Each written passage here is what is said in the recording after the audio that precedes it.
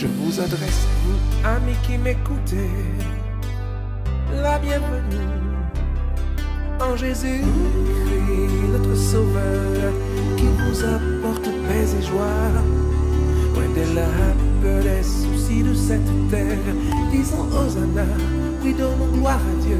Élevez-vous, porteurs de la cité, qu'ici même éclate votre joie. Oh, oh. Marchons ensemble, mes amis, jamais nous n'aurons de soucis. On traverse le monde troublé, aimons-nous sans oublier qu'il faut tous, oui tous, nous donner la main, afin que tous ensemble, lorsque demain Jésus-Christ apparaîtra, nous soyons tous du nombre des élus. Merci Jésus, merci mon Dieu, avec toi je ne crains rien. Toujours tu me gardes, merci mon Dieu, merci Jésus. Ni la flèche qui vole en plein midi, quand il tombe à mes côtés, je ne serai jamais atteint, car mon œil surveille, je ne crains rien. Avec Jésus, pas de danger. Oh, oh, oh. Marchons ensemble, mes amis, jamais nous n'aurons de soucis. On traverse le monde troublé, aimons-nous sans oublier qu'il faut tous, oui tous, nous donner la main, afin que tous ensemble, lorsque demain Jésus-Christ apparaîtra, nous soyons tous du nombre des élus. Bonjour à tous, bienvenue à notre rencontre de ce soir, vendredi 25 février 2022, notre rencontre de l'École du Sabbat Annexe. J'espère que vous avez passé une bonne semaine sur le regard béni de Dieu, et c'est que c'est toujours avec plaisir que nous nous retrouvons en ce soir pour étudier la parole de Dieu, avoir des instructions sur le manuel d'Église et découvrir des nouvelles des missions. En tout cas, pensons à nos frères adventistes en Ukraine qui vivent un moment vraiment difficile. Donc, pensons à eux dans nos prières au cours de cette journée de sabbat. Nous allons commencer notre programme par le chant habituel avec Carole et nous chanterons en ce soir le numéro 527 de notre hymne et louange, Quand le vol de la tempête.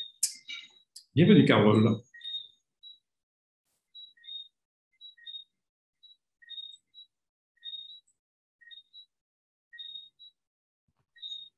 Merci, bonsoir à tous. J'espère que vous avez passé une belle semaine sous le regard de Dieu.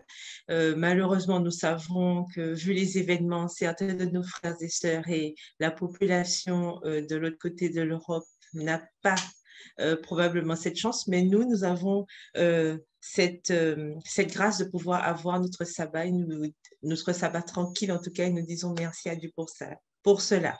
En tout cas, merci d'être avec nous ce soir. Nous voulons chanter ensemble, comme l'a dit Charles, et nous chantons le numéro 527. Malgré la tempête, nous pouvons garder nos yeux fixés sur Dieu. On y va? Quand le vol de la tempête vient assombrir ton ciel bleu, au lieu de baisser la tête, compte les bienfaits de Dieu. Compte les bienfaits de Dieu. Mets-les tous devant tes yeux. Tu verras en adorant combien le nombre en est grand. Quand sur la route glissante, tu chancelles sous la croix, pense à cette main puissante qui t'a béni tant de fois. Compte les bienfaits de Dieu, mets-les tous devant tes yeux. Tu verras en adorant combien le nombre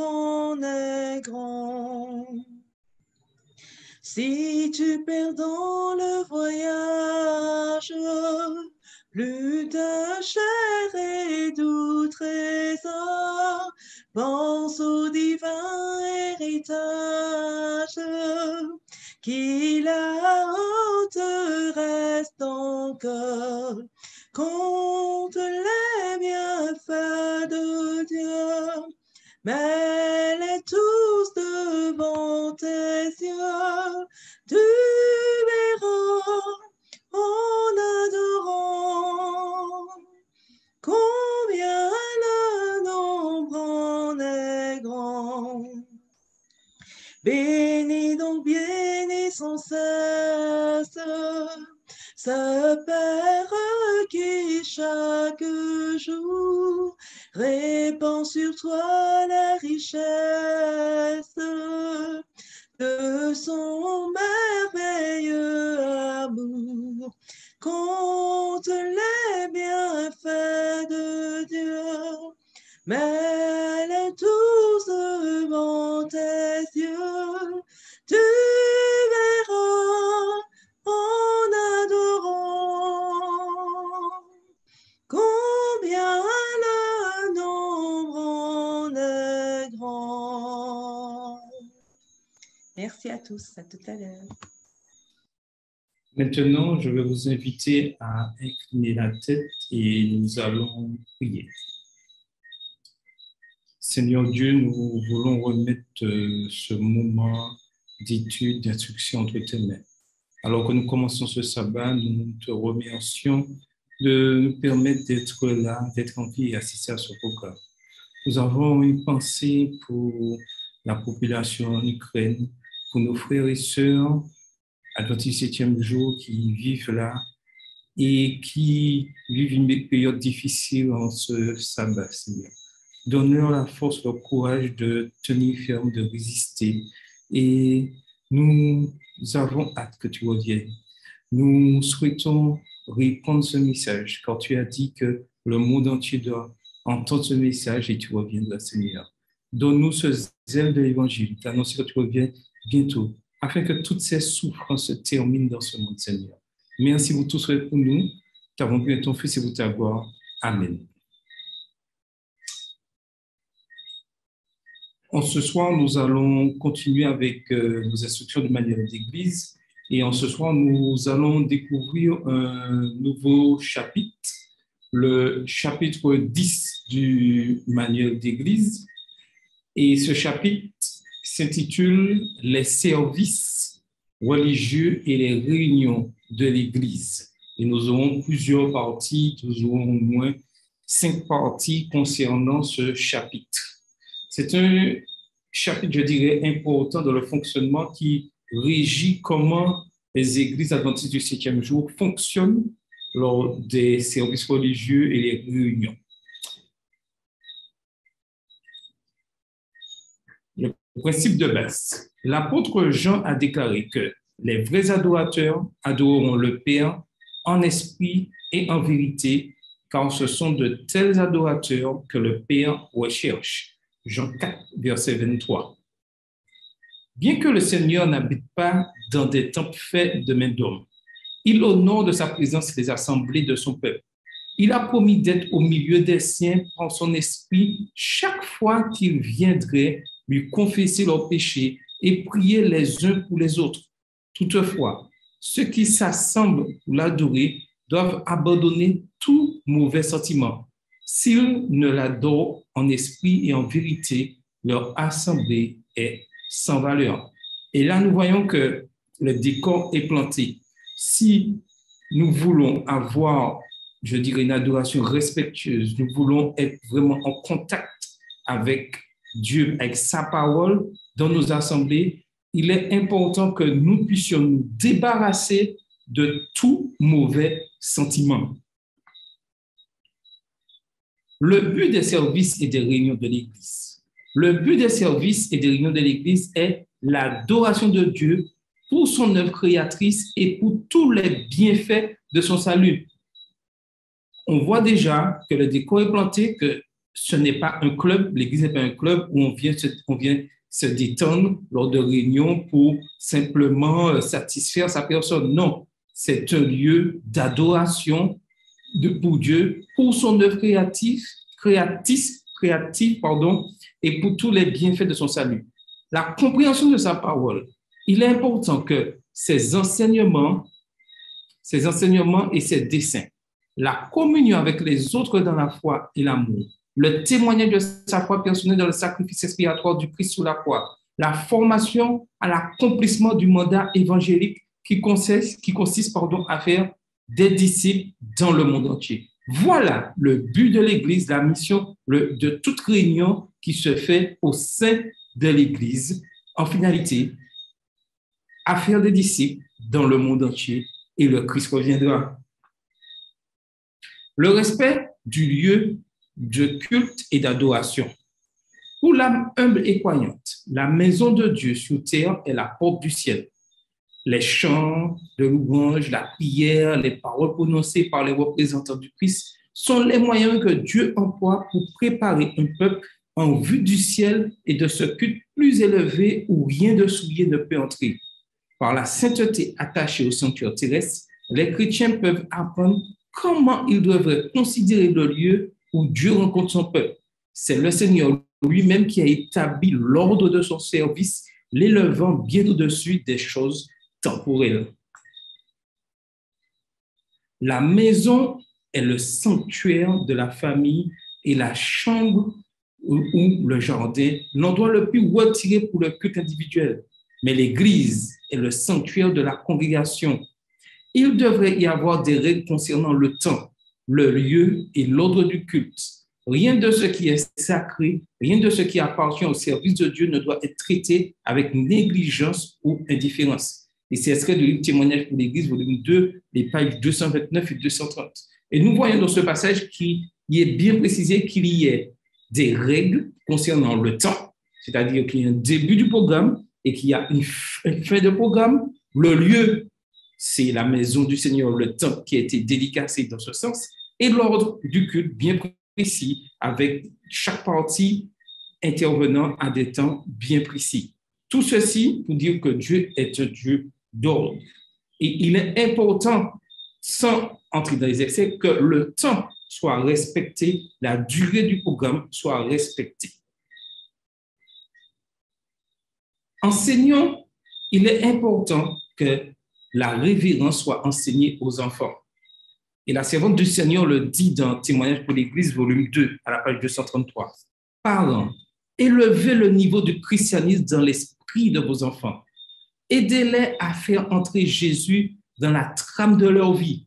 Enseignez-leur le plus grand respect pour la maison de Dieu et faites-leur comprendre que lorsqu'ils y entrent, ce doit être avec des cœurs émus et subjugués par des pensées de ce genre. Dieu est ici. Je suis dans sa maison. Mes pensées doivent être pures et les mobiles qui m'animent sains. Mon cœur doit être débarrassé de l'orgueil, de la jalousie, de l'envie, des mauvais soupçons de la haine, de la haine, de la tromperie, car je me présente devant le Dieu saint. Voici l'endroit où Dieu rencontre et bénit son peuple. Le Très-Haut et très saint qui habite l'éternité m'observe, sonde mon cœur et lit les pensées et les actes les plus secrets de ma vie. Et ce passage est important de faire comprendre aux enfants et à chacun l'importance du lieu de culte où Dieu est présent dans ce lieu. Est-ce que quelqu'un voudrait ajouter quelque chose sur ce point-là ou sur ce qui a été dit? Quelqu'un voudrait ajouter quelque chose? Si tout est clair. Bonsoir à tous. Oui, bonsoir. Alors tu vois, quand on parle, dès que tu as parlé tout au début, quand on parle que le temple, c'est le sanctuaire de notre Dieu. Et on voit que même les toilettes, parfois on oublie, on a l'impression que c'est la grande salle. Et on oublie que même les toilettes, Dieu y est. Parce que des fois, on arrive, les toilettes sont propres et puis on fait du n'importe quoi. Les toilettes après sont sales. Et on devrait attirer l'attention, que ce soit pour les membres ou pour les enfants. Quand je rentre dans les toilettes, je suis toujours dans la maison de mon Dieu. Tout à fait. Merci pour cette précision. Tout le lieu est consacré pour l'adoration, tout le service. Et il est important que nous puissions vraiment respecter ce lieu de culte. Et ce n'est pas un hasard si le prélude des services religieux commence par ces textes-là afin de nous mettre en garde, de nous mettre dans les bonnes conditions de l'adoration. Et merci Madeleine pour la précision au niveau des toilettes, parce que c'est vrai, malheureusement, il y a certains endroits, parce que nous ne sommes pas amateurs de l'Église, nous négligeons ces lieux-là, mais ça fait partie du bâtiment qui a été vraiment dédicacé à la gloire de Dieu. La bienséance et le calme doivent régner dans le culte. Quand les adorateurs de Dieu pénètrent dans le lieu de culte, ils devraient le faire avec dignité, se rendant silencieusement à leur place. Le bavardage, les murmures et le rire ne devraient pas être admis dans le lieu de culte, que ce soit avant ou après le service. Une piété fervente et active devrait caractériser les fidèles. Et lorsque je lis ce texte-là, je me dis que moi, premièrement, je dois me remettre en cause. Et il serait sage, bienséant, que chaque membre, chaque personne qui entre dans ce lieu puisse comprendre l'importance de la révérence et éviter tous les bavardages et murmures qu'on voit surtout, mais surtout à la fin du culte. Surtout à la fin du culte quand le service est terminé. Et il nous a dit là, que ce soit avant ou après le service, nous sommes dans le lieu de culte. Donc, une piété fervente et active devrait caractériser tous les fidèles qui viennent pour adorer dans le lieu de culte. Si certains doivent attendre quelques minutes avant que la réunion commence, qu'ils observent un véritable esprit de dévotion par la méditation silencieuse, élevant leur cœur vers Dieu par la prière, afin que le service apporte une bénédiction spéciale à leur propre cœur, convainc d'autres âmes et les amène à la conversion. Ils devraient se souvenir que des messages célestes sont présents. Si lorsque les fidèles entrent dans le lieu de culte, sont animés d'une véritable révérence pour le Seigneur et se souviennent qu'ils sont en sa présence, il y aura dans le silence une éloquence suave, les chuchotements, le rire, le bavardage qui pourrait être une offense dans un quelconque endroit d'affaires ne devrait pas être toléré dans la maison où Dieu est adoré.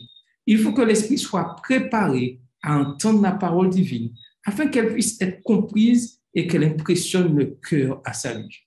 Toujours extrait du livre Témoignages pour l'Église, volume 2, les pages 230 et 231. L'hospitalité, c'est quelque chose d'important aussi dans la communauté.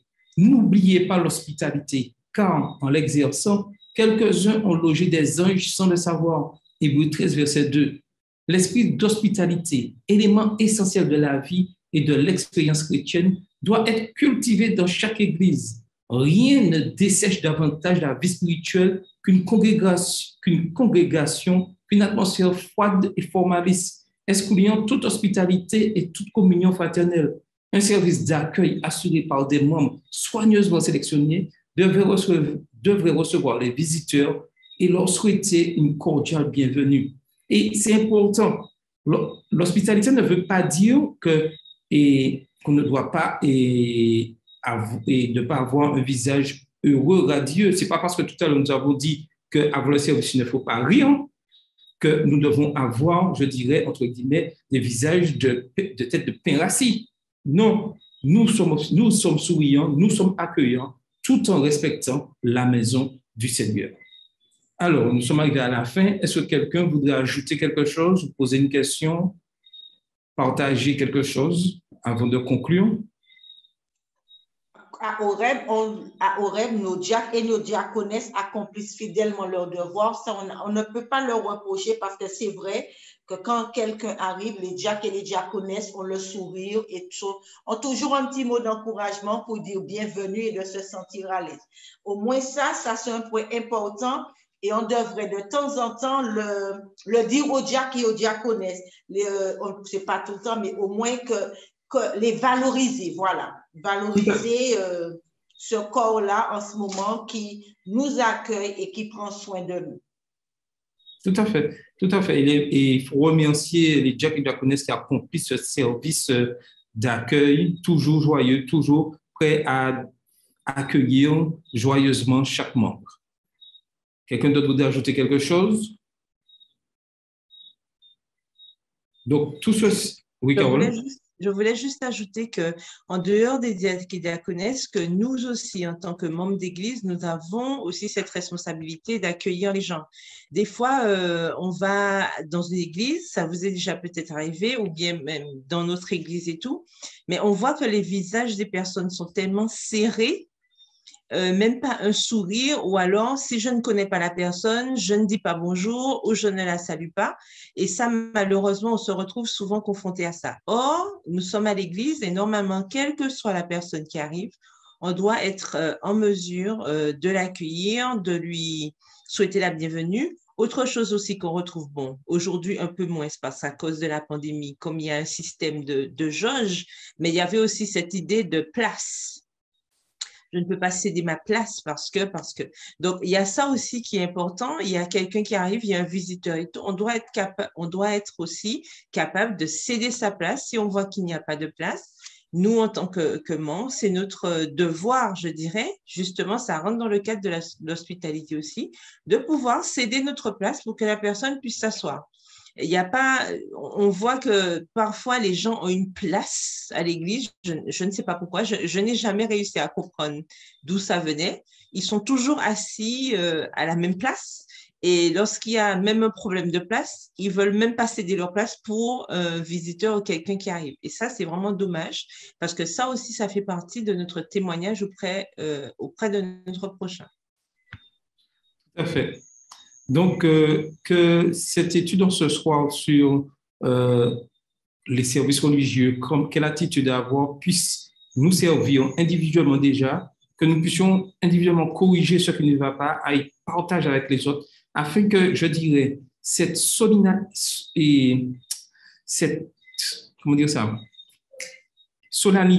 au sein de nos congrégations puisse vraiment régner et pouvoir avoir cette harmonie de paix et qu'on sente vraiment la présence du Saint-Esprit dans nos lieux de culte. La semaine prochaine, si Dieu veut, nous continuerons. Ah oui, j'oubliais, c'est vrai. Excusez-moi. Partie aussi très importante dans nos communautés, le rôle de la musique dans le service divin, l'influence de la musique. Et la sœur White nous dit dans Témoignage pour l'Église, volume 1, la page 725, la musique a une grande puissance pour le bien, mais nous sommes loin d'en tirer tout le parti possible. Le chant vient généralement par impulsion et en certaines occasions spéciales. Parfois, on chante n'importe comment et la musique n'a pas l'effet recherché sur ceux qui l'écoutent. Celle-ci devrait être belle, pathétique et puissante. Que les voix s'élèvent en des chants de louange et d'adoration. Faites appel, si vous le pouvez, à la musique instrumentale, afin que des mélodies harmonieuses montent vers le ciel en offrande agréable à Dieu. Et ça, c'est quelque chose de très important. Malheureusement, il faut le dire, qu'au sein de nos communautés, nous avons perdu ce charme des belles voix, des charmes et de cette puissance d'ordre musical, et nous avons laissé la place à plus de musique contemporaine. Et vraiment, il est important que nous puissions retourner, je dirais, à la source, à ce que Dieu demande au sein de nos communautés. C'est un lieu d'adoration, ce n'est pas un lieu, entre guillemets, de wélélé, un lieu de bruit. Le Seigneur se manifeste toujours dans le silence et dans l'harmonie des choses. Donc, il est important que nous puissions retrouver ces mélodies harmonieuses. En tout cas, ne nous décourageons pas. N'oublions pas que c'est Dieu qui dirige toujours son Église et que ne vous inquiétez pas. Si dans vos communautés, la musique est un peu partie à la dérive, le Seigneur, tôt ou tard, permettra que tout retourne à la normale. Mais nous faisons tout et disons ce qui ne va pas afin que les choses puissent s'améliorer et que nous puissions retrouver, je dirais, cette sérénité musicale au sein de nos communautés. Dans leur effort pour atteindre les hommes, les messagers du Seigneur ne doivent pas suivre les méthodes du monde. Et ça, c'est quelque chose de très important, quels que soient les domaines, mais surtout dans le domaine de la musique. Et nous avons tendance à vouloir copier ce que les autres font. Mais là, la servante du Seigneur nous dit, dans nos efforts pour atteindre les hommes, les messagers du Seigneur ne doivent pas suivre les méthodes du monde. Dans les réunions, ils ne doivent pas compter sur des chanteurs mondains et des procédés de théâtre pour éveiller l'intérêt. Comment ceux qui ne s'intéressent en aucune façon à la parole de Dieu, qui ne l'ont jamais lue avec le sincère désir de comprendre les vérités qu'elle contient, pourraient-ils chanter avec l'esprit qui convient? Comment leur cœur serait-il en harmonie avec les paroles des chants sacrés? Comment les cœurs célestes se joindraient-ils à une musique qui n'est qu'une forme? Mais celui-ci ne doit être que rarement le privilège d'un petit nombre seulement. Extrait du livre Le ministère évangélique, pages 347 et 350. L'Assemblée tout entière doit y participer aussi souvent que possible. Et ça, c'est quelque chose de très important. Malheureusement, aujourd'hui, nous avons plus tendance à entendre des chants chanter et l'Assemblée ne chante pas. Tout ça parce que nous nous éloignons de la base, parce que nous avons un hymne louange, le cantique, et nous prenons plusieurs autres chants et ça devient plutôt, entre guillemets, un spectacle. Alors que dans l'Assemblée tout entière doit y participer aussi souvent que possible. Donc, faisons tout dans nos communautés, dans l'endroit où nous sommes, afin de faire passer ce message. Car autant que nous vivons dans les derniers temps, il faut que les choses reviennent, je dirais, vraiment comme le Seigneur le souhaite. Mettons en place des fonctionnements au niveau musique, ordre au sein de l'Église, afin que vraiment, lorsque nous venons adorer le Seigneur, ce soit un moment fort, un moment sincère, un moment de joie et de réconfort, afin que nous puissions poursuivre notre course chrétienne. Est-ce que quelqu'un voudrait ajouter quelque chose?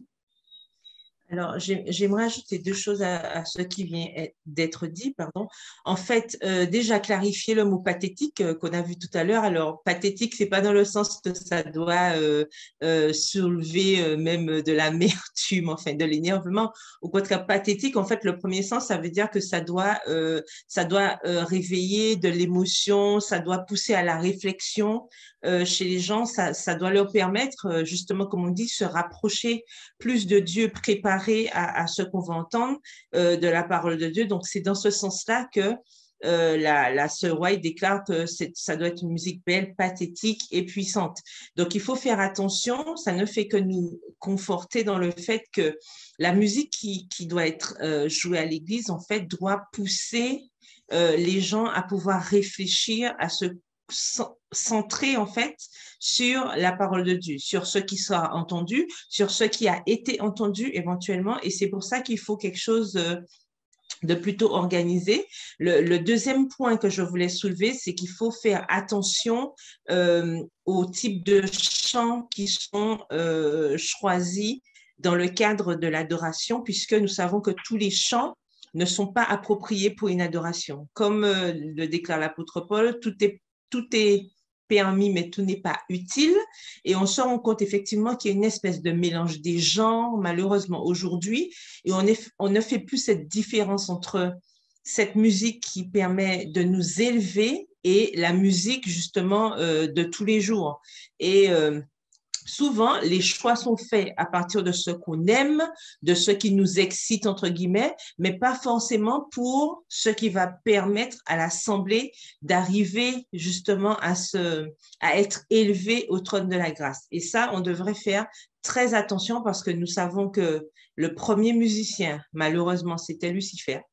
Et il utilise ces moyens-là pour pouvoir plus éloigner les gens de la parole de Dieu. Or, nous voyons ici encore que dans le cadre de l'adoration, dans le cadre de l'Église, la musique a un but particulier qui n'est pas justement de pousser les gens à l'excitation, à se rejeter par terre, se rouler par terre comme on voit ailleurs. C'est pas ça l'objectif. L'objectif, c'est vraiment d'ouvrir les cœurs à ce que la parole de Dieu a à dire. Et ça, je pense que ça doit être une réflexion chez nous parce que en fait, on a tellement aujourd'hui l'habitude d'entendre un peu tout et n'importe quoi dans les églises qu'on n'arrive plus à faire cette différence et on n'arrive plus à avoir le courage aussi de dire que ça, ce n'est pas une musique appropriée. Et malheureusement, nos services d'adoration partent en déliquescence parce qu'on veut plus copier. Et là, elle fait bien de le rappeler que les méthodes des personnes qui ne sont pas forcément dans la même dans les mêmes croyances, c'est-à-dire qu'ils ne partagent pas les mêmes valeurs, les mêmes doctrines que nous, Souvent, on a tendance à vouloir agréger ça à nous, alors que non, l'Église adventiste ne fonctionne pas de la même manière, mais parfois, malheureusement, on a du mal à le comprendre et on s'approprie des styles de musique, on s'approprie des notes, des harmonies qui ne correspondent pas à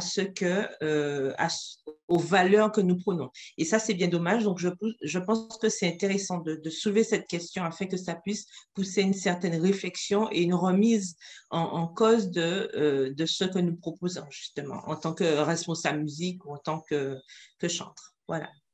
Tout à fait. Merci. Quelqu'un d'autre voudrait ajouter quelque chose? Sinon, on va conclure. Donc, continuons à prier pour nos communautés et nous, personnellement, mettons en place ce que la parole de Dieu nous demande de faire et nous verrons, n'oublions pas ce que je disais tout à l'heure, Dieu est au contrôle de son Église. Des fois, nous voyons des choses, mais Dieu dirige toutes choses. À nous d'accomplir fidèlement la mission que Dieu nous a donnée. Donc, la semaine prochaine, si Dieu veut, nous verrons. Nous continuons à découvrir ce chapitre et nous verrons la chair n'est pas une tribune. En tout cas, continuons et que ces instructions puissent nous servir et que nous puissions aussi le partager avec d'autres et que ainsi nous allons de l'avant. Donc, nous allons continuer notre programme avec le bulletin missionnaire avec Carole, le récit missionnaire avec Carole en ce soir. Alors, nous nous retrouvons pour notre histoire du jour qui se passe toujours dans la division de l'Asie du Sud et du Pacifique. Mais cette fois, nous quittons le Timor oriental et nous allons nous diriger vers le Laos. Donc, notre histoire ce soir est celle de Kina qui a 14 ans. Sur la carte, vous pouvez peut-être voir où se trouve le Laos. En fait, l'histoire s'intitule « Persécutée pour la foi ».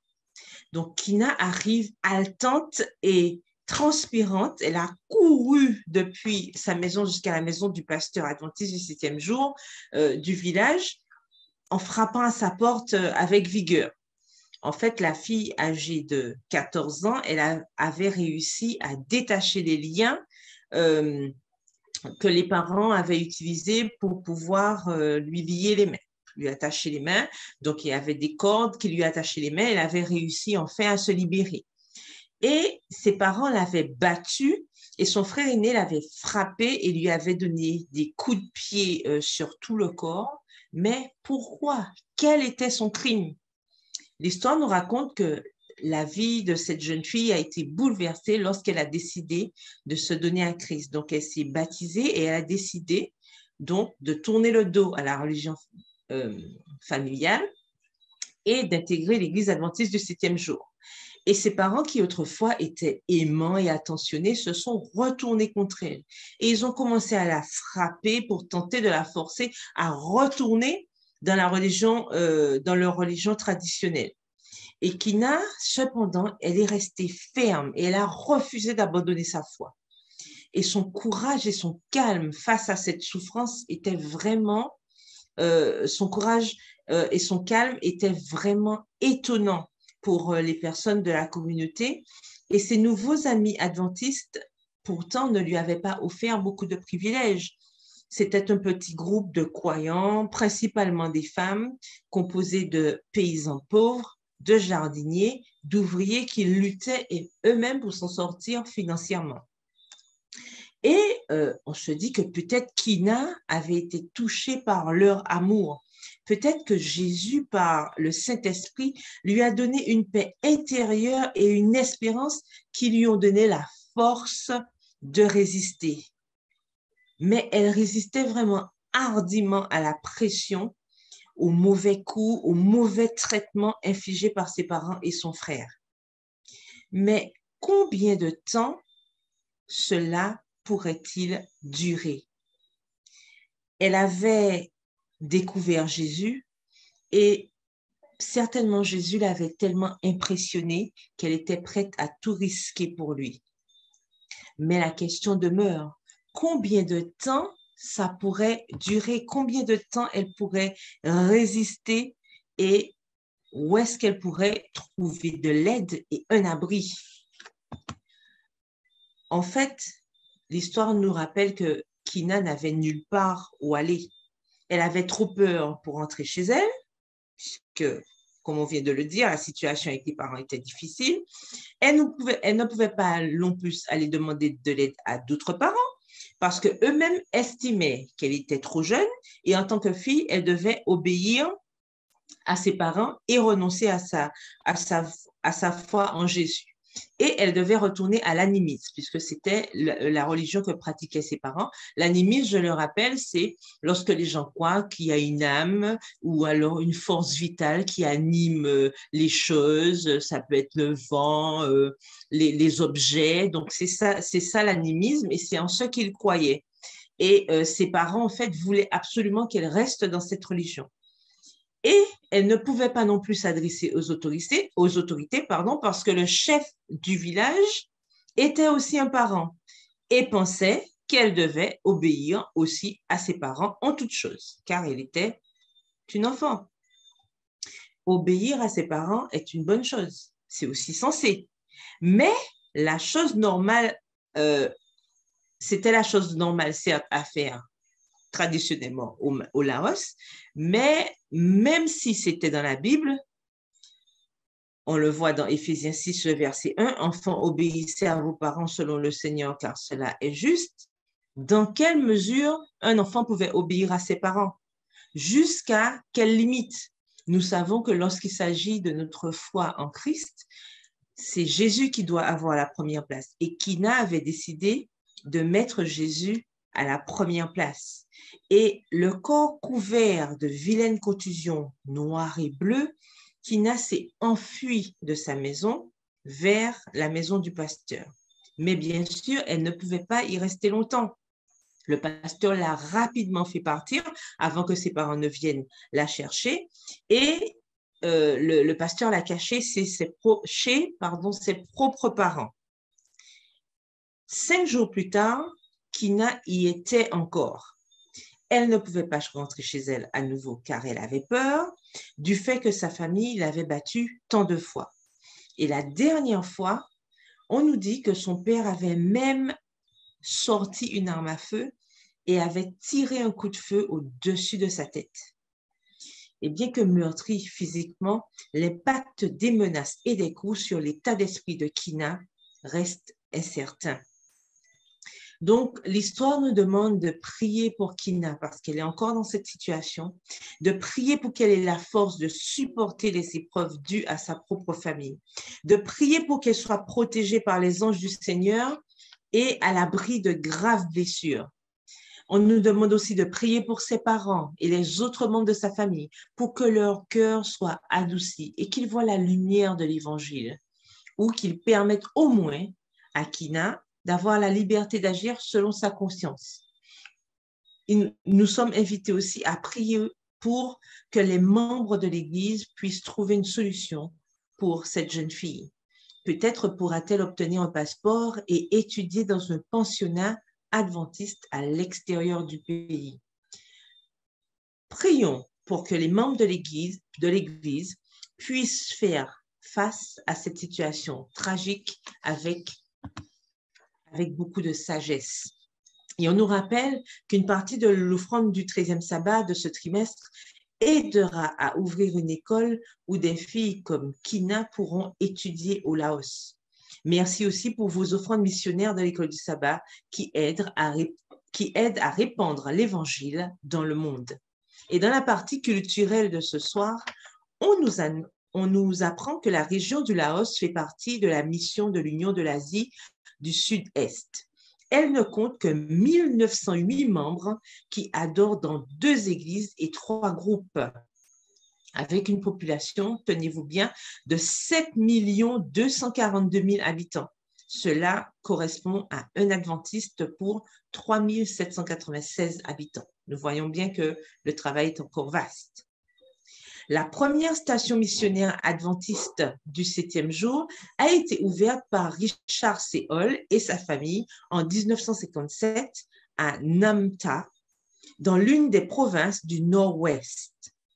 Peu de temps après, Naïmoun Lansri et Abel Pangan et sa famille les ont rejoints et en 1961, une église de 44 membres, pour la plupart issus de la tribu Mao, a été organisée.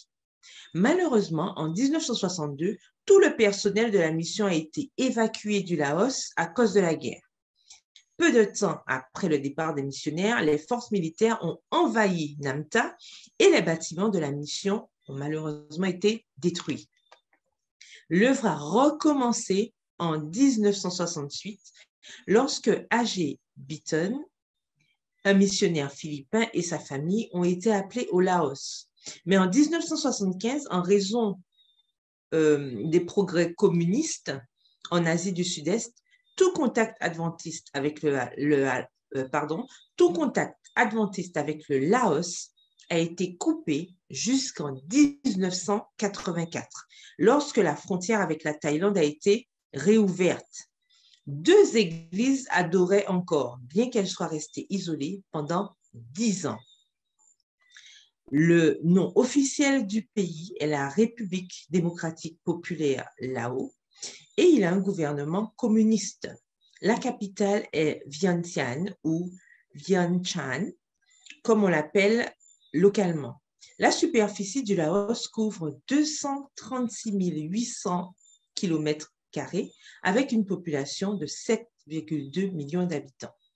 La langue officielle est le lao et la monnaie est connue sous le nom de Kip, K-I-P.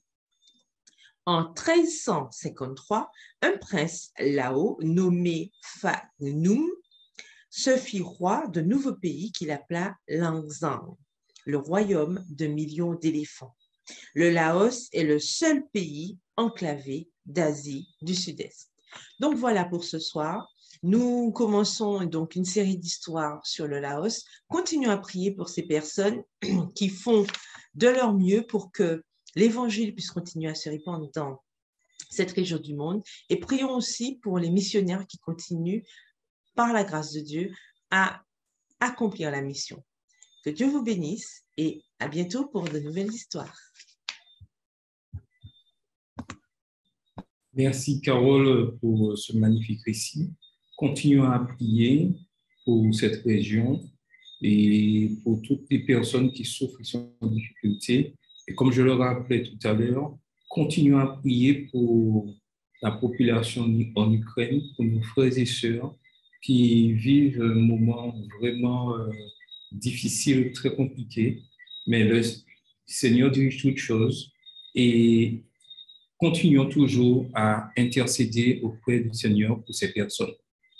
Maintenant, nous allons passer à notre moment clé, notre discussion dans son école du sabbat, je dirais, qui est vraiment une richesse pour tous les étudiants de la Bible, pouvoir étudier un thème particulier chaque semaine, chaque jour, et pouvoir en discuter et échanger entre nous. Continuons toujours à être fidèles dans les études. Cette semaine, nous sommes à la leçon 9 du premier trimestre de l'année 2022 et le titre de cette semaine, c'est « Jésus, le sacrifice parfait ». Hébreu est clair. La mort substitutive de Jésus est inévitable, car si on ne répand pas de sang, les péchés ne sont pas pardonnés. Hébreu 9, verset 22. Et c'était le verset clé de notre étude de cette semaine. Si le sang n'est pas répandu, les péchés ne peuvent pas être pardonnés. Il faut que le sang soit répandu pour qu'il y ait pardon du péché. Le sang représente la vie du substitut.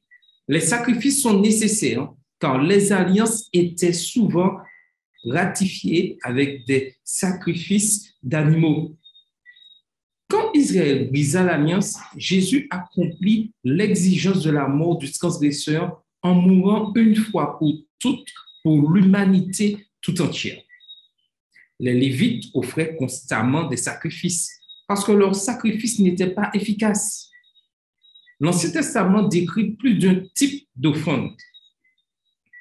Le Lévitique énumère les holocaustes pour l'expiation, les offrandes végétales en gratitude de la provision de Dieu, les offrandes de communion pour les repas en commun avec la famille et les amis, les offrandes pour le péché, pour la rédemption du péché dans les cas de péché accidentel et les offrandes de réparation dans les cas de restitution. Tout ceci, vous pouvez le découvrir dans les chapitres 1 à 6 du livre de Lévitique.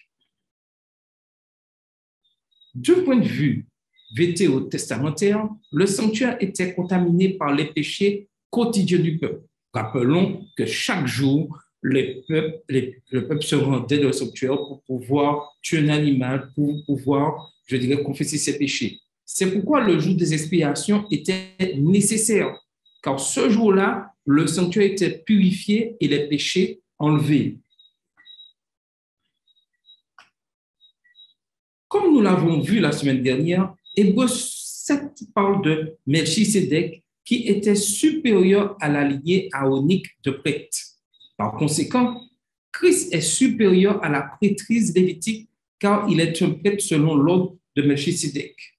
Hébreux 8, lui, parle de la supériorité de la seconde alliance, dont l'efficacité est traitée plus longuement dans Hébreux 9, verset 15.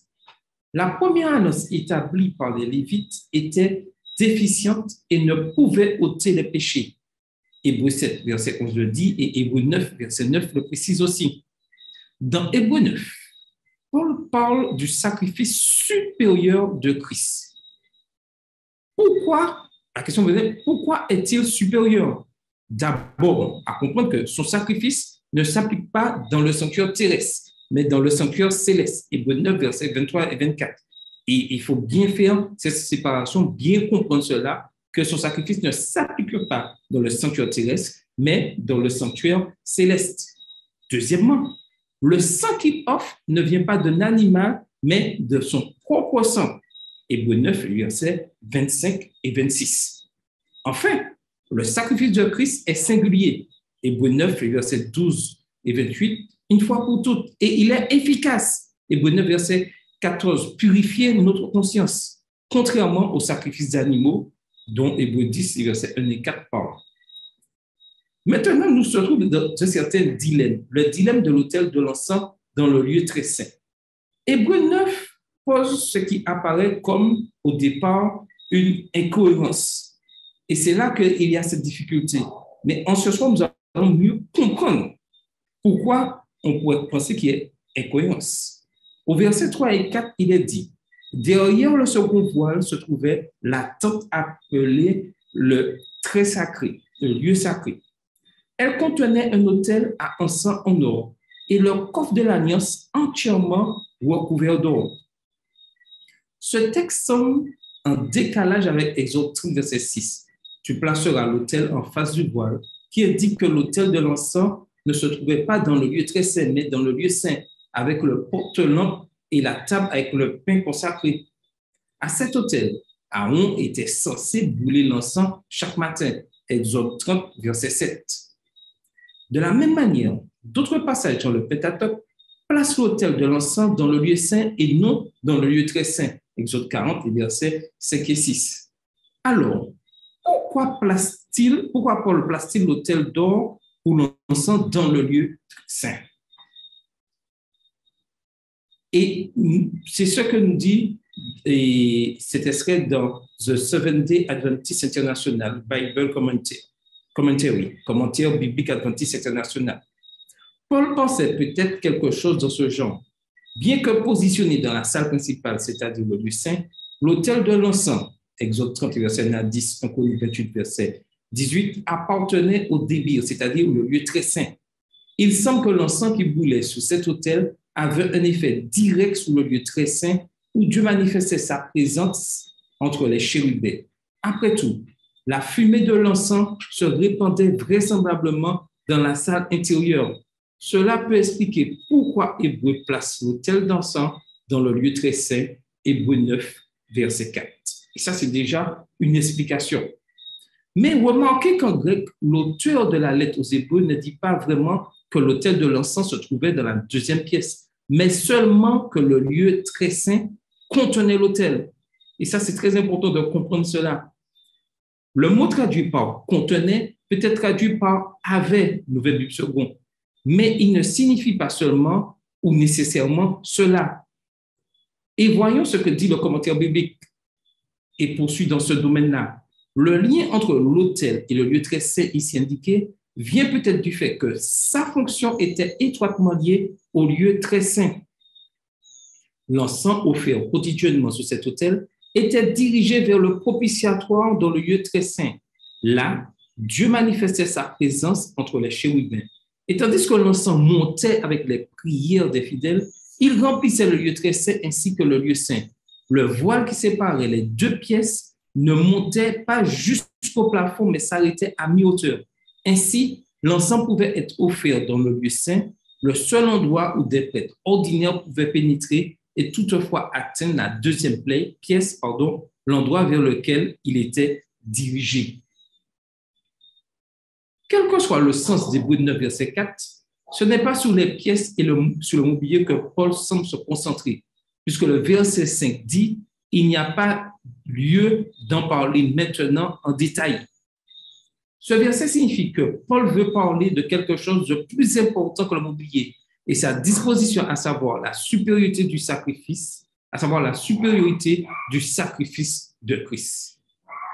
Et Ellen White le dit clairement dans le livre Patriarches et Prophètes, l'encens qui montait avec les prières d'Israël représente les mérites et l'intercession du Sauveur, ainsi que sa parfaite justice imputée aux pécheurs par la foi.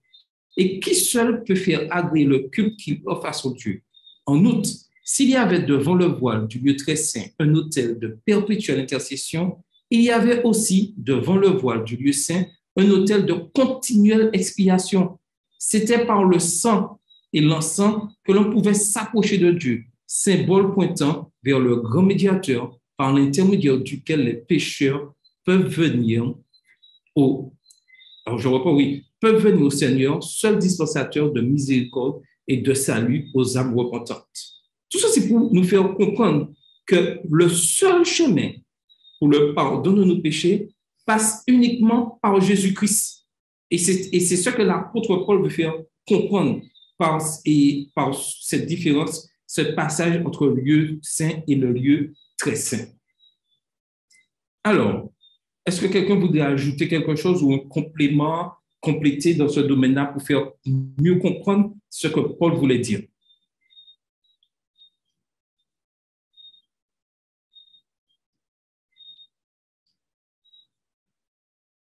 Quelqu'un voudrait-il ajouter quelque chose ou tout est clair ou une question sur ce point-là?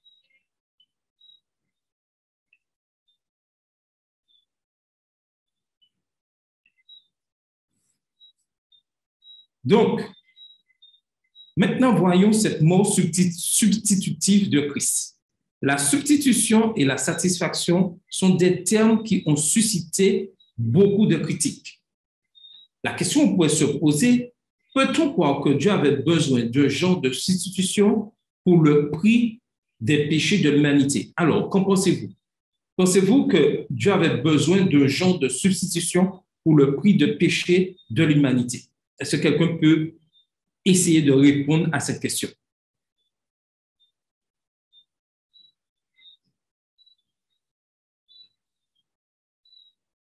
Alors, est-ce que Dieu en avait besoin? Je ne pense pas qu'il ait besoin de quoi que ce soit, puisqu'il est le créateur. Il est le créateur de tout.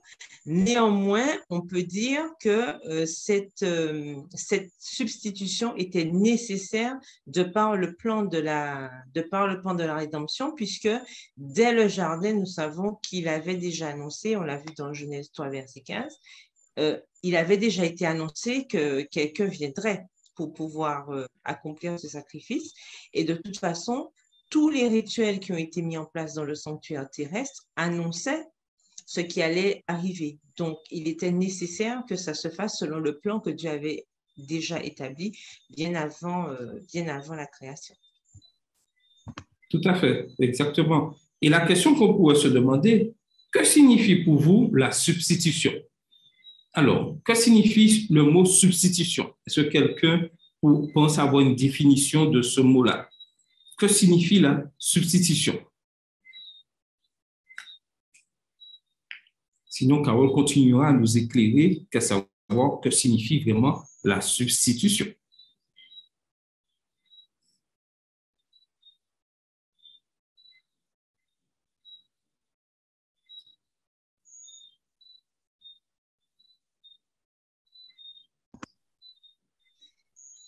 Alors, la substitution, je pensais que, bien sûr, tout le monde allait répondre en cœur. En fait, non, c'est le fait de remplacer quelque chose par une autre chose. C'est le fait de remplacer quelque chose par une autre chose. Donc, du coup, la substitution dans le cadre du salut, c'est quelqu'un qui devait venir mourir à la place de l'humanité, puisque nous savons que le salaire du péché étant la mort, il fallait absolument qu'il y ait quelqu'un qui puisse s'offrir pour pouvoir éviter cette mort éternelle à l'humain. Donc, cette substitution, justement, a été accomplie par Jésus-Christ. Tout à fait. Et en tant qu'adventiste du 7e jour, en tant qu'étudiant de la Bible, nous devons comprendre l'importance de ce mot-là, substitution. Pourquoi parle-t-on de substitution? La substitution, dans ce contexte, signifie que quelqu'un prend la place de quelqu'un d'autre afin de porter le châtiment de ce péché dans le but de sauver cette personne. Et nous devons vraiment comprendre cela, comprendre ce qui s'est passé, c'est-à-dire quelqu'un a pris notre place afin de porter le châtiment que je devais subir et afin que je sois sauvé. Voilà, en tant qu'étudiant de la Bible, en tant qu'adventiste du 7e jour, ce que signifie vraiment cette substitution. Et celui qui l'a fait, c'est Christ. Quant au deuxième terme, satisfaction, nous devons poser la question suivante. Qu'est-ce qui avait besoin d'être satisfait? La Bible soutient-elle la notion de mort substitutive? Ce sont des questions que nous pouvons nous poser. La substitution survient dans le cas d'Abraham. Regardons bien ce qui s'est passé là. Quand il était sur le mont Moria pour sacrifier son fils Isaac, Abraham alla prendre le bélier et l'offrir en holocauste à la place de son fils. Genèse 22, verset 13. Dans le récit de la Pâque, la vie fut épargnée par substitution, mais seuls furent épargnés les mâles premiers-nés dont les familles avaient sacrifié un agneau et enduit les linteaux de son sang. Exode 12, verset 7 et 13. Tout le système sacrificiel était basé sur la substitution. Puisque le salaire du péché, c'est la mort, l'animal de substitution était tué, épargnant ainsi la vie du pécheur. Lévitique 17, verset 11. Quand on se tourne vers le Nouveau Testament, on constate que Jean-Baptiste identifie Jésus comme l'agneau de Dieu qui enlève le péché du monde. Jean 1, verset 29. Paul a déclaré, en effet, Christ est notre agneau pascal, a été sacrifié. Christ, notre agneau pascal, a été sacrifié. 1 Corinthiens 5, verset 7. Dans l'Épître aux Éphésiens, le même Paul est clair. Le Christ nous a aimés et s'est livré lui-même à Dieu pour nous en offrande et en sacrifice comme un parfum de bonne odeur. Éphésiens 5, verset 2. Dans Romains encore, Paul déclare, le Christ est mort pour nous alors que nous étions encore pécheurs. Romains 5, verset 8. La Bible regorge d'expressions qui évoquent la substitution et le fait de porter les péchés. Ésaïe 53, verset 12, Marc 10, verset 45, 2 Corinthiens 5, verset 14, 1 Timothée 2, verset 6, Hébreux 9, verset 28, 1 Pierre 2, verset 27. Tous ces passages expriment cette substitution pour montrer l'importance de ce mot-là, l'importance de l'action que Christ a fait, mourir à notre place, verser le sang, afin que nous soyons trouvés justes aux yeux de Dieu. Et c'est quelque chose que nous devons comprendre et mettre, je dirais, dans notre fonctionnement afin de pouvoir être toujours en constante relation avec Dieu. Hébreux couronne ce thème avec la déclaration irréfutable, bien que souvent négligée par nous, selon laquelle si on ne répand pas le sang, les péchés ne sont pas pardonnés. Et c'était le verset clé de cette semaine. Si on ne répond pas de sang, les péchés ne sont pas pardonnés. Quel sang, on pourrait se poser comme question? Il ne peut s'agir du sang des animaux, car il est impossible que du sang de taureau et de bouc ôte les péchés. Hébreux 10, verset 4. Ainsi, il doit s'agir du sang. Il doit s'agir du sang de la vie. Il doit s'agir du sang de la vie de Christ. Et ça, nous devons être sûrs et confortés sur ce point-là. Jésus, oui, Jésus a porté nos péchés et il est mort pour nous. Alors, ma question ce soir, qu'est-ce que ça représente pour vous, le fait que Jésus ait porté vos péchés et qu'il est mort pour vous? Qu'est-ce que cela veut dire pour moi en tant qu'étudiant de la parole de Dieu, en tant qu'adventiste du 7e jour? Vous avez la parole.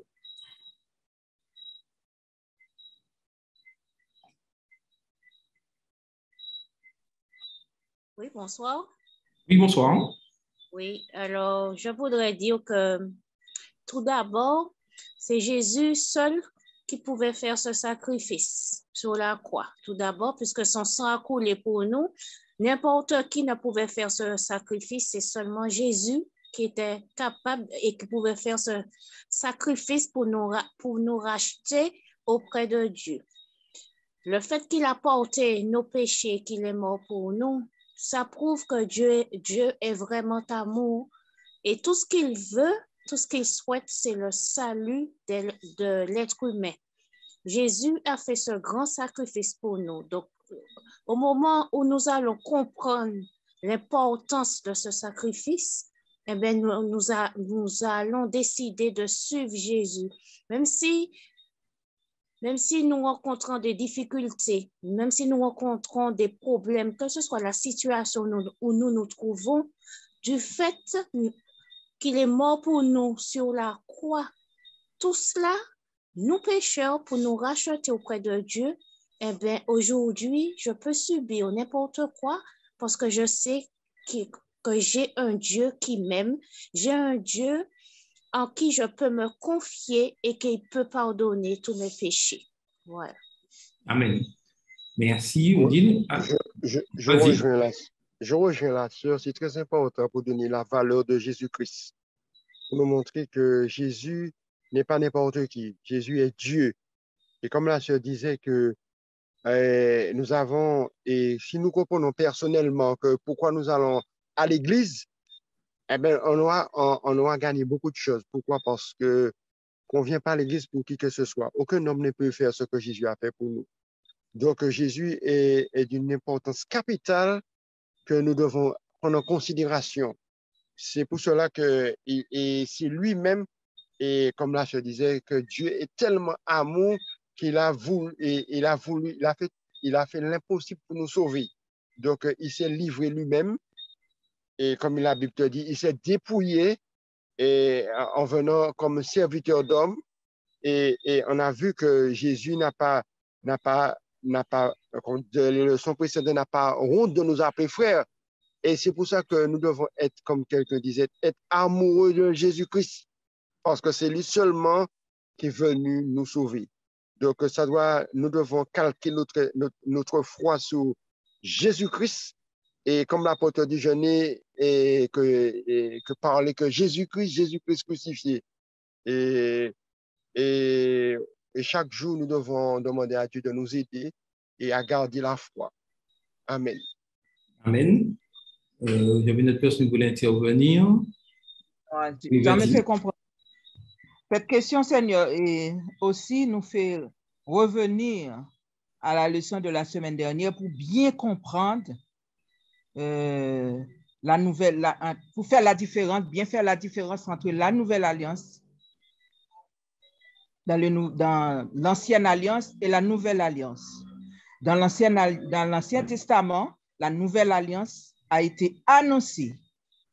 C'était l'ombre des choses à venir. Tout ce que s'est passé, le sang des animaux sacrifiés, versés, sacrifiés. Et dans le Nouveau Testament, dans la nouvelle alliance, dans le Nouveau Testament, la nouvelle alliance est réalisée par Jésus. Et c'est Jésus seul, comme disait Odile, c'est Jésus seul qui était capable de faire cette action parce que c'était le sang pur. Il fallait un agneau sans défaut, sans tache, sans péché pour pouvoir nous accorder ce crédit-là. C'est ce que je voulais dire dans cette question. Tout à fait. Quelqu'un d'autre voudrait-il ajouter quelque chose?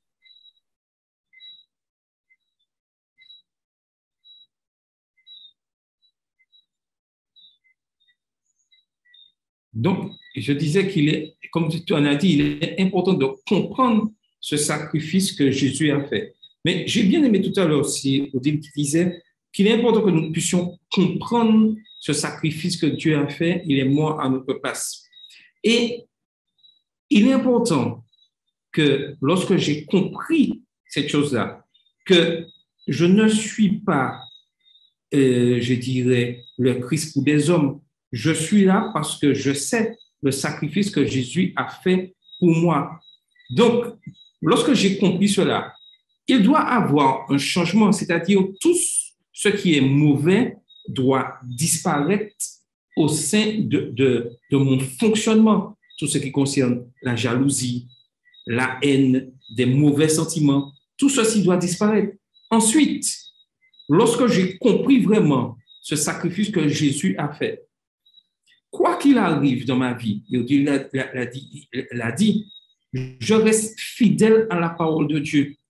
Et je pense à nos frères et sœurs qui sont en Ukraine ou dans les histoires de bulletins missionnaires, qui résistent aux difficultés parce qu'ils savent qu'ils ont un grand prêtre qui a accompli que Jésus a versé son sang pour les sauver et qui n'ont juste qu'à rester fidèles car ils ont une espérance. Ils savent que Jésus va revenir pour leur donner cette vie éternelle.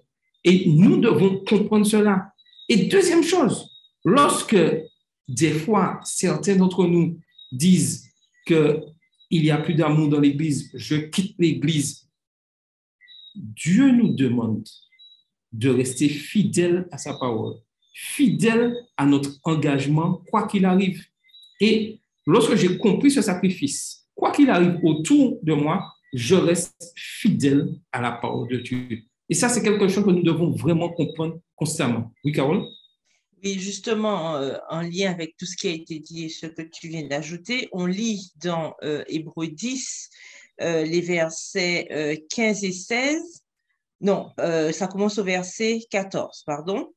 Car par une seule offrande, il a amené à la perfection pour toujours ceux qui sont sanctifiés.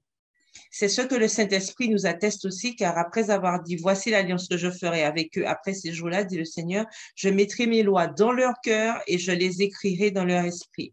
Donc, on voit bien que le sacrifice de Jésus pour nous, non seulement ça n'a pas été un sacrifice vain, mais forcément, comme tu viens de le dire, il faut qu'il y ait une incidence sur notre vie. C'est-à-dire que ce sacrifice-là doit avoir un effet. Il n'est pas question de reconnaître justement la mort de Christ pour nous, c'est bien de le reconnaître, mais qu'est-ce que ce sacrifice provoque chez moi? Ça doit provoquer un changement, ça doit être un point de conversion pour moi, ça doit être suffisamment important pour que je comprenne qu'à partir de cette compréhension que j'ai de la mort de Christ pour moi, tout doit changer chez moi si je ne correspond pas à la valeur de ce sacrifice-là, puisque c'est un sacrifice, on l'a déjà dit plusieurs fois, immérité, incommensurable de toute façon. Il y a pas de prix, il y a même pas de mot, je sais pas s'il y a un mot qui existe pour pouvoir qualifier ce sacrifice qui est si merveilleux. Par contre, forcément, si je reconnais tout ça, c'est bien joli, c'est bien beau, mais il faut absolument que ce sacrifice ait un effet sur moi. Si ça n'a pas d'effet, ça veut dire que ce sacrifice serait vain et ce serait bien dommage. Et à cause de cela, justement, on peut rater le salut si on ne comprend pas l'ampleur de ce sacrifice et si ce sacrifice de Jésus n'agit pas en moi. Et Hébreu le rappelle quand il dit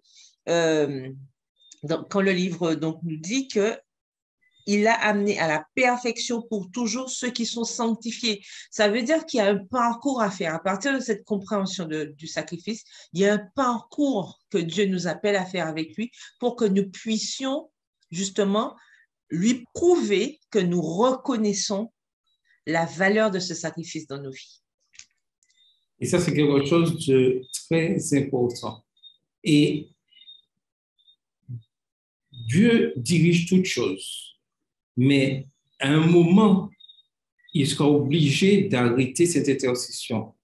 La question est, où je serai lorsque Dieu dira, tout est fini, tout est accompli. Et c'est une question que vraiment nous devons nous poser aujourd'hui, que nous qui vivons les événements des derniers jours. Lorsque j'ai compris ce sacrifice de Christ, ce sang versé, je ne passe plus mon temps entre guillemets, dans des cancans, dans des chimères, dans des choses puériles. Mon esprit est consacré vers des choses sacrées. Et ça, c'est très important. Mon fonctionnement, c'est-à-dire que lorsque je commets une erreur, c'est un accident. Et je sais que Christ m'a pardonné par son sang parce que je lui ai demandé pardon. Et ça, c'est quelque chose que nous devons cultiver chaque jour. Et le Seigneur nous donne ces leçons, pas par hasard, afin que nous puissions corriger ce qui n'y va pas et nous centrer encore plus sur la parole de Dieu, nous centrer sur ce sacrifice, savoir que nous sommes pleinement pardonnés, mais en retour, nous avons, je dirais, un comportement à avoir, nous avons une manière de vivre en représentant ce sacrifice que Christ a fait pour nous parce qu'il est mort à notre place. Et ça, nous devons le comprendre constamment. Et ainsi, nous ne devons pas considérer Christ comme un tiers, un individu séparé de Dieu et de l'humanité. Une telle conception déformerait franchement la compréhension de l'expiation. Christ serait alors décrit comme quelqu'un qui se contente d'apaiser le péant. Dieu, à son tour, apparaîtrait comme punissant l'innocent Jésus pour que nous autres coupables puissions survivre. L'unité brisée entre le Père et le Fils devient alors claire dans la grande déclaration de réconciliation de Paul, où le Père agit à travers le Fils. Et tout, la nouvelle création en Christ, vient de Dieu qui nous a réconciliés avec lui par le Christ. 2 Corinthiens 5, verset 18. Notre substitut n'était ni Christ tout seul, ni Dieu tout seul, pardon, mais bien Dieu en Christ, qui était à la fois Dieu et homme. Dieu en Christ se substitua à nous. Ainsi, les objections à une expiation substitutive disparaissent. Il n'y a rien là-dedans qui soit contraire à la loi, car le substitut des transgresseurs de la loi est aussi le législateur. La croix n'est pas un marché, une transaction avec le diable, une contrepartie pour satisfaire la loi, mais étant Dieu, Christ nous a réconciliés avec lui. Et ça, nous devons comprendre ceci. Christ nous a réconciliés avec Dieu.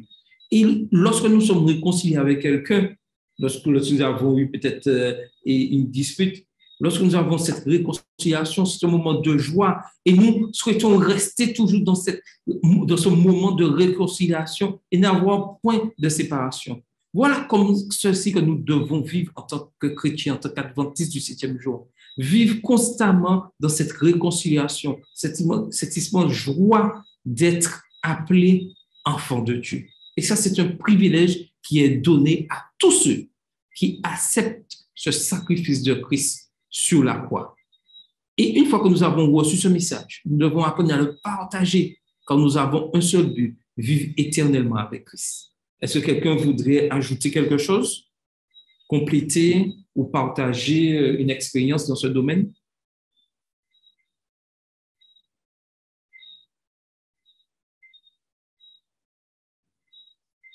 En tout cas, continuons toujours à garder cette relation avec Dieu, quoi qu'il arrive. Oui, il y a quelqu'un qui voudrait intervenir. J'ai vu un micro ouvert. Oui, bonsoir à tous. Bonsoir, oui, bonsoir Bruno. Oui, non, j'ai juste pensé à quelque chose. Quand qu'il a partagé avec nous, comment dirais-je, c'est qu'il y avait une attitude que les gens avaient par le passé et ça remonte à bien loin. Heureusement qu'ils ne l'ont plus, mais je m'explique. Cette attitude était de lever le pied. Le texte biblique en parle. Hein, voilà. Pour secouer la poussière, l'expression, ça m'échappe, l'expression véritablement m'échappe. Mais c'était une attitude qu'avaient certaines personnes et ça consistait à avoir du mépris contre quelqu'un, quoi. Donc, tout ça pour dire que on ne doit pas lever le pied contre Christ, avoir du mépris pour sa personne, parce que ce sacrifice, effectivement, comme Carole disait, on n'a pas assez d'argent. De toute façon, voilà, c'est pas à prix d'argent, c'est au prix de son sang, et on n'a rien fait pour mériter ça. Et c'est vrai qu'il n'y a pas de mots, le vocabulaire est trop faible pour pouvoir dire. Et ben, c'est simplement de souligner ça, de partager ça, de dire que n'ayons pas cette attitude de ces personnes du Moyen-Orient à l'époque qui encore, je réfléchis là-dessus et puis en parler un peu plus. Mais c'était ça, ouais. Quand il a du mépris pour quelque chose ou pour quelqu'un, c'était leur attitude, que nous n'ayons pas du mépris pour un tel sacrifice. En clair, c'est ce que je voulais dire. Bon, des fois, on ne trouve pas les mots. Mettre en mots les choses, c'est pas évident. Mais on parle bien du sacrifice parfait, on parle du sacrifice de Christ. Hein, et c'est pas, vous voyez bien que humainement, c'est pas évident de pouvoir même partager comme ça et de pouvoir tous les mots. Tellement c'est important, c'est fort et c'est rempli d'amour ce que Christ a fait pour moi et a fait pour nous qui sommes connectés là. Donc, c'est un peu ça. Donc, je prie au Seigneur que je n'ai pas cette attitude de mépris qui se manifestait par le fait de lever le pied pour montrer qu'on n'adhère pas, qu'on n'aime pas, mais qu'on puisse aimer ce sacrifice, aimer ce Christ qui est mort et être amoureux de lui. Et comme j'aime à dire, si on est amoureux de lui, les choses iront quand même beaucoup mieux dans nos vies, notre attitude sera différente et il y a plein de choses qui seront pas comme avant. Parce qu'on sera amoureux de ce Sauveur, de ce Seigneur, et que la Bible présente comme l'agneau de Dieu qui ôte le péché du monde. Et on sait qu'on a besoin de lui. Sans lui, que serons-nous? Tout à fait. Donc, n'oublions pas que le sacrifice de Jésus, c'est ce sacrifice parfait, comme le titre de la leçon le dit clairement, et que Dieu n'a rien laissé au hasard. Il a tout fait pour que l'homme soit sauvé. Et lorsque viendra le jugement, personne ne pourra dire « je ne savais pas ». Car nous avons eu tous l'occasion d'accepter ce sacrifice parfait de Jésus-Christ. Avant de terminer, à passer à notre conclusion, est-ce que quelqu'un voudrait ajouter quelque chose d'autre, compléter ou dire une expérience? Je voulais juste ajouter à tout ce qui a été dit aussi, qu'il y a une chose qu'on ne doit pas oublier aussi, c'est le côté définitif de ce sacrifice. Il n'y aura pas d'autre... Alors, non seulement le sacrifice était parfait, mais il était aussi unique. Donc, il ne faut pas qu'on oublie ce côté, vraiment, c'est la limite, en fait, c'est le définitif. Christ s'est présenté, s'est sacrifié une fois pour toutes. D'ailleurs, la leçon nous l'a rappelé. Une fois pour toutes. Ça veut dire qu'après cela, il s'agit de clore le plan de la rédemption. Ce sacrifice-là, en fait, il a été fait dans un but. Et si nous qui bénéficions de ce sacrifice-là, nous ne prenons pas l'importance qu'il y a à justement le mettre en avant pour comprendre que lorsque nous avons décidé de suivre Christ, lorsque nous prenons la décision justement d'être différents, de pouvoir prôner auprès des autres, non seulement ce que Christ a fait pour nous, mais montrer aux autres ce que ce sacrifice fait en nous, nous passons à côté. Nous ratons le coche. Et ça, ce serait vraiment dommage. Donc, il est vraiment de notre avantage de laisser ce sacrifice agir en nous pour que nous puissions non seulement témoigner, mais pour que nous aussi, nous puissions vivre pleinement cette expérience. Et plusieurs fois, j'ai entendu le mot amoureux, justement. Comme on dit, quand on aime, on ne compte pas. Si on est vraiment amoureux de Jésus, justement, on ne va pas compter le nombre de fois, comme l'histoire de cette jeune fille que nous avons vue ce soir, ben, elle, malgré tout ce qu'elle subit, tout ce qu'elle vit, elle se rend compte que c'est normal parce que ce qu'elle a trouvé en Jésus, ça vaut la peine. Et pour nous aussi, ça devrait être pareil. Même si on a des difficultés, même si c'est pas toujours facile, même si on a l'impression parfois qu'on est seul, mais on n'est jamais seul. On sait que lorsque nous avons Christ dans notre vie, nous ne sommes jamais seuls.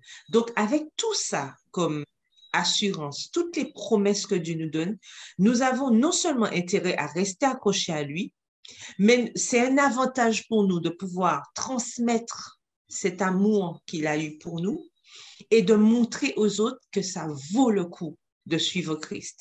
Et pour montrer aux autres que ça vaut le coup de suivre Christ, ça veut dire que nous avons une attitude, comme nous l'a rappelé l'apôtre Paul, nous sommes une lettre ouverte.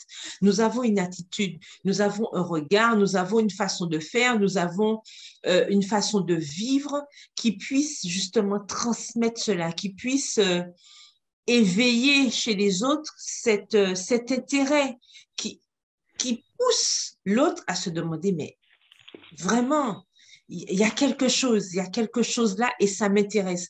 Donc, tout cela doit faire partie de notre quotidien, même si ce n'est pas facile, personne n'a dit que c'était facile, mais avec la grâce de Dieu, avec l'impulsion de l'Esprit de Dieu en nous, nous pouvons y arriver et nous pouvons aussi montrer aux autres à quel point ce sacrifice parfait et unique vaut le coup et pourquoi il est important de pouvoir faire confiance à ce Jésus qui nous promet la vie éternelle. Merci. Il est important de comprendre cette leçon-là. Et nous allons passer par un moment vraiment de sincère confession. Et j'aimerais que chacun, personnellement, puisse réfléchir. Oui, quelqu'un doit ajouter quelque chose? Oui, Charles, si tu permets. Oui, vas-y. Ça, j'ai pour trouver le texte que je cherchais. Mais on est dans les Hébreux, donc on voit bien que le texte nous parle de fouler aux pieds le Fils de Dieu. Donc, c'est Hébreux 10, verset 29.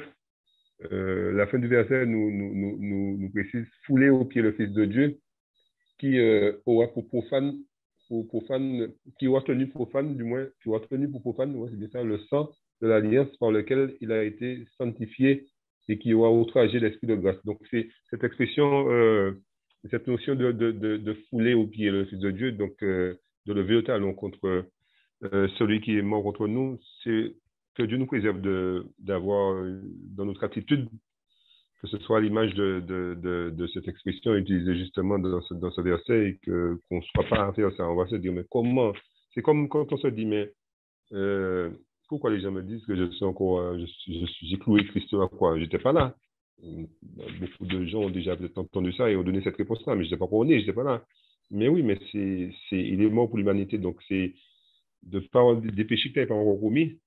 Tu es un pécheur, donc voilà, au même titre que c'est écrit, crucifiez-le, voilà, donc Christ est mort pour eux qui étaient vivants à l'époque, mais pour nous aussi, donc voilà, c'est toutes les raisons pour qu'on comprenne, mais pas la peine de dire, mais je n'étais pas là, je suis innocent, j'ai rien fait pour que Christ aille sur la croix, hein. S'il est mort, c'est pas à cause de moi, non, ce serait bien dernière chose à dire, on sait bien que c'est pour nous qu'il a fait, son sacrifice, donc on peut fouler aux pieds de toutes sortes de manières, pas forcément garder l'image de faire monter son pied bien haut, et puis après de faire descendre, et puis d'écraser tout ce qu'il y a, de fouler aux pieds ses lois et la personne du Christ. Mais d'une manière ou d'une autre, c'est fort parce que c'est ce qu'on peut faire de par certaines choses, certaines actions qu'on pose. On peut fouler ce sacrifice, fouler ce sauveur, voilà, qui s'est donné, qui a donné son corps, qui a donné sa personne. C'est ce que je voulais dire parce que c'est une notion très forte et c'est mon ressenti là-dessus.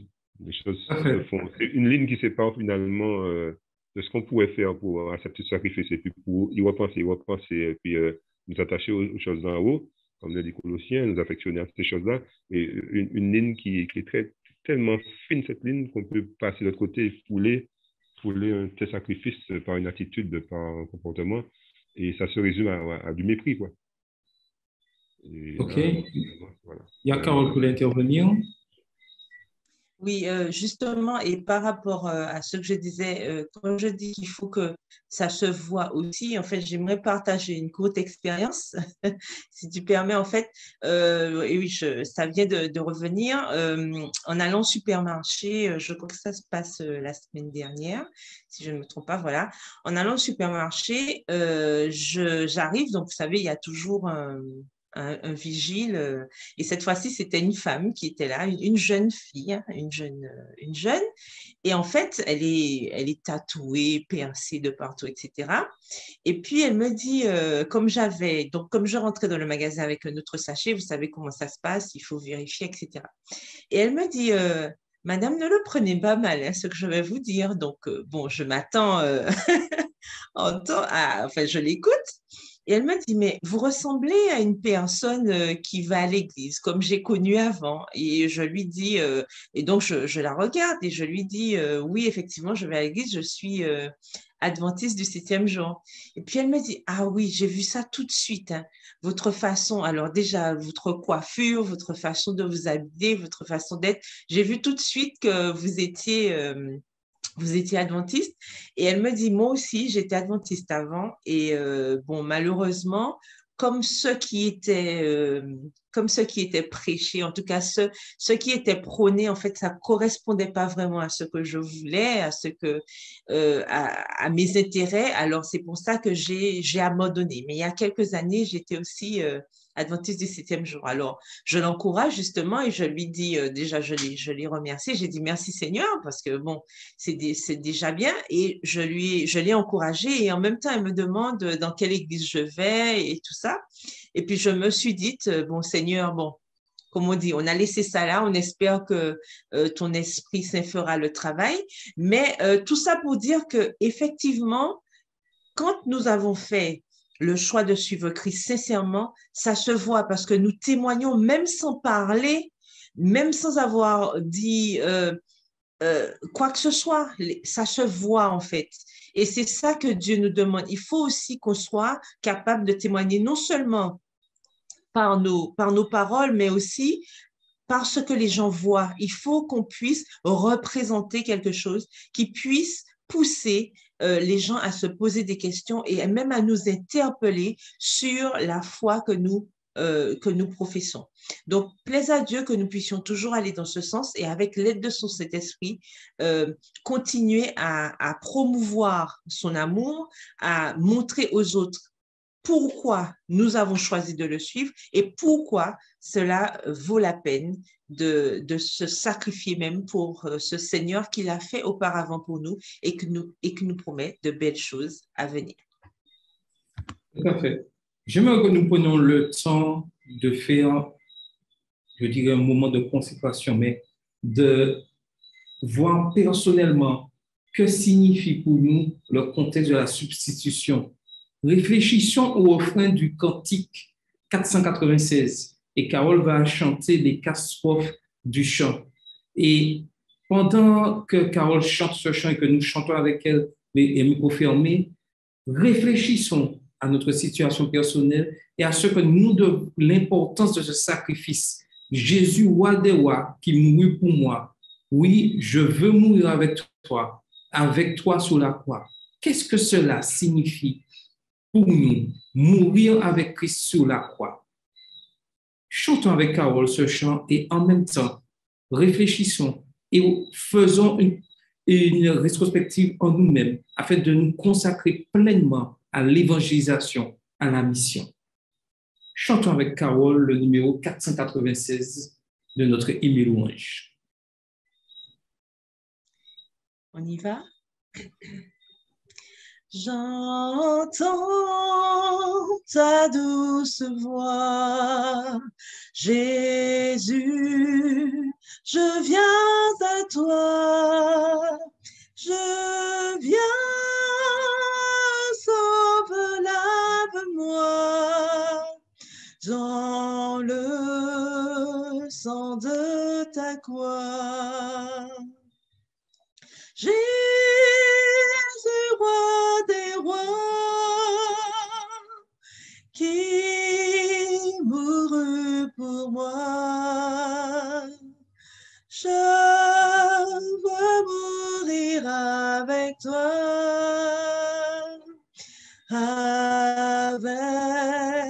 toi sur la croix. J'entends ta douce voix qui me dit crois en moi. Je crois, Seigneur, soutiens ma foi. Tiens-moi près de ta croix. Jésus, roi des rois, qui mourut pour moi. Je veux mourir avec toi, avec toi sur la croix. J'entends ta douce voix, elle pénètre en moi et me dit d'aimer comme toi, de l'amour de la croix. Jésus, roi des rois, qui mourut pour moi.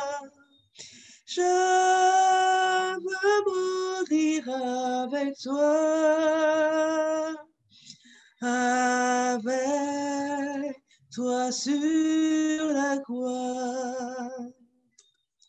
J'entends ta douce voix, toi qui mourus pour moi. Seigneur, que je m'unisse à toi dans ta mort par la foi. Jésus, roi des rois, qui mourut pour moi. Je veux mourir avec toi, avec toi sur la croix. Oui, que ces paroles restent toujours gravées dans nos cœurs et que nous puissions vraiment comprendre l'importance de cette substitution et vraiment comprendre qu'elle est centrale dans le plan du salut et nous faire comprendre la laideur du péché. C'est vraiment la laideur de ce péché qui a conduit à ce sacrifice de Dieu en Christ pour résoudre le problème et nous offrir l'espérance de la vie éternelle. Voilà le but de ce sacrifice. Résoudre le problème afin que nous puissions avoir accès à la vie éternelle. Voilà, lorsque j'ai compris le sens de ce sacrifice parfait de Christ, là où Christ veut m'amener à avoir cette vie éternelle. Et quoi qu'il arrive, quand j'ai cet objectif d'avoir cette vie éternelle, quoi qu'il arrive, tribulation, je reste fidèle attaché à la parole de Dieu. C'est vrai que ça sera dur, des moments difficiles. Comme je le disais, d'autres vivent en ce moment, ces moments difficiles. Nous, peut-être, nous sommes un peu plus bienheureux, mais chacun a des difficultés. Et nous devons rester fidèles à la parole de Dieu. Fidèles. Rien ne doit ébranler ma foi. Rien ne doit ébranler cette espérance, car je veux avoir cette vie éternelle. Et je souhaite que chacun d'entre nous, nous obtiendrons cette vie éternelle, cette grâce que Dieu nous donne, cette possibilité d'avoir cette vie éternelle. Mais nous devons passer par ce chemin, par ce sacrifice de Christ sur la croix et accepter que ce sang innocent a été versé afin que je sois trouvé juste aux yeux de Dieu. Et je vais demander, si elle veut bien, à Odile de nous faire la dernière prière de notre programme. Nous arrivons à la fin, si elle veut bien, et que nous puissions comprendre, mettre en pratique ces questions d'application. L'assurance, ne va avoir l'assurance que Christ est ressuscité, que le Christ ressuscité officie comme grand prêtre devant Dieu. Et cela doit changer mon fonctionnement dans ma vie quotidienne. Et vraiment, on doit se voir passer cette pratique dans nos communautés, sentir que chacun a compris ce sang versé sur la croix. Et nous poser la question, en quoi la leçon de cette semaine peut-elle m'aider à mieux vivre aujourd'hui dans l'assurance du salut et dans l'attente de la vie éternelle? Cette leçon est implicitement une réflexion sur la Sainte Seine, rite nouveau qui scelle la nouvelle alliance de Dieu avec les hommes. On y trouve les 3 éléments de la scène: mémoire du passé, pas juif, communion présente avec Christ, mort et ressuscité pour mon pardon et attente du royaume à venir. Que représente pour moi ce moment spécial dans la vie de l'Église? Ai-je l'assurance du pardon offert et reçu lors de cette cérémonie, ou est-ce que je m'abstiens d'y participer par sentiment de dignité? Que faut-il faire alors pour être digne de communier au corps et au sang de Christ? Il suffit simplement d'accepter ce sacrifice et de demander pardon et se laisser diriger par la parole de Dieu. Est-ce que Odile peut nous faire la dernière prière de notre rencontre ce soir, afin que nous puissions... Oui. Excuse-moi, Charles. Oui. Avant qu'elle fasse la dernière prière, tu as dit, et tu dis, je veux avoir la vie éternelle. Tu as la vie éternelle. Je pourrais préférer, d'après moi, tu dis, je veux persévérer. Mais c'est celui qui persévérera. Parce que quand tu dis, je veux, ça veut dire que tu ne sais pas, il y a un doute. Je peux dire, comme on dit que et celui qui a le Fils a la vie. Tu as la vie et tu dois demeurer dans la vie et pour persévérer. C'est une chose que je voulais ajouter. Le mot que tu as dit, je veux, voilà. Je ne sais pas. Donc, j'ai la vie éternelle. Voilà. Et je veux que tu persévères. C'est celui qui persévérera. Amen. Que chacun puisse persévérer. Tout à fait. Voilà. Que chacun puisse persévérer. Et quand nous avons cette couronne, mais il faut persévérer. Merci, Philippe, pour la remarque. Donc, maintenant, prions avec Odile. Bon. Notre Père, notre Dieu, nous te remercions, Seigneur, tout d'abord pour le souffle de vie que tu nous accordes jusqu'à cette heure. Nous te remercions. Nous te remercions pour le privilège que tu nous donnes de pouvoir discuter de la leçon, Seigneur, tous les vendredis soirs. Et nous pensons que, Seigneur, que ton nom soit loué et exalté pendant cette discussion, Seigneur. Nous te remercions, Seigneur, pour le sacrifice que tu as fait pour nous racheter de nos péchés. Il a suffi, Seigneur, d'un seul sacrifice pour racheter l'humanité. Il a fallu que ton sang coule sur la croix, Seigneur, pour pouvoir nous racheter de nos péchés, et nous te remercions pour cela. Nous te remercions pour cet amour, Seigneur, que tu as pour nous. Nous savons, Seigneur, que tu as toujours aimé l'homme, Seigneur.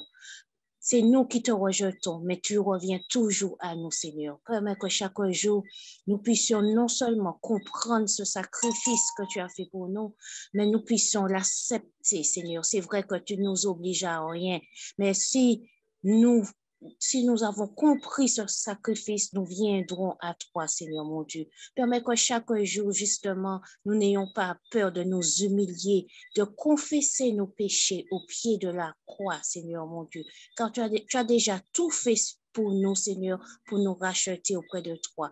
Permets que chaque jour, grâce à ce sacrifice, nous laissons de côté les querelles, nous laissons de côté, Seigneur, tout ce qui ne te glorifie pas, Seigneur. Nous laissons de côté tout ce qui est négatif, Seigneur mon Dieu. Et que chaque jour, nous puissions refléter ton caractère. Que chaque jour, Seigneur, tu puisses nous laver, que tu puisses nous purifier, que tu puisses nous changer, nous transformer chaque jour à ton image. Nous voyons les choses, Seigneur mon Dieu. Nous suivons les actualités et nous voyons chaque jour, Seigneur, que tu es à la porte. Tu reviens bientôt. Nous le savons, Seigneur.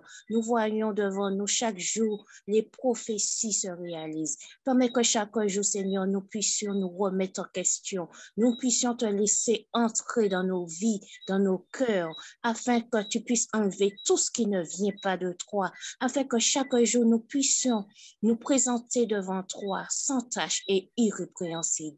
Aide-nous, fortifie-nous, Seigneur. Ne nous abandonne pas. Nous avons besoin de toi plus que jamais, Seigneur mon Dieu. Nous savons que sans toi, nous ne pouvons rien faire, Seigneur. Permets que nous reconnaissons ce sacrifice que tu as fait pour nous, Seigneur. Nous savons que tu es un Dieu d'amour, tu es un Dieu de bonté, tu es un Dieu miséricordieux. Aide-nous, fortifie-nous, permets que chaque jour tu sois notre guide, tu sois, comme tu nous as dit dans le psaume 46, tu es un secours pour nous qui est toujours dans la détresse. Garde-nous en ta paix, permets-nous de passer une bonne nuit sous ta divine protection. Au nom de Jésus et pour ta gloire. Amen. Amen. Merci. La semaine prochaine, si Dieu veut, nous verrons Jésus ouvre la voie à travers le voile. En tout cas, bon sabbat à tous, que le Seigneur vous bénisse et tenons ferme. Jésus revient bientôt. Amen.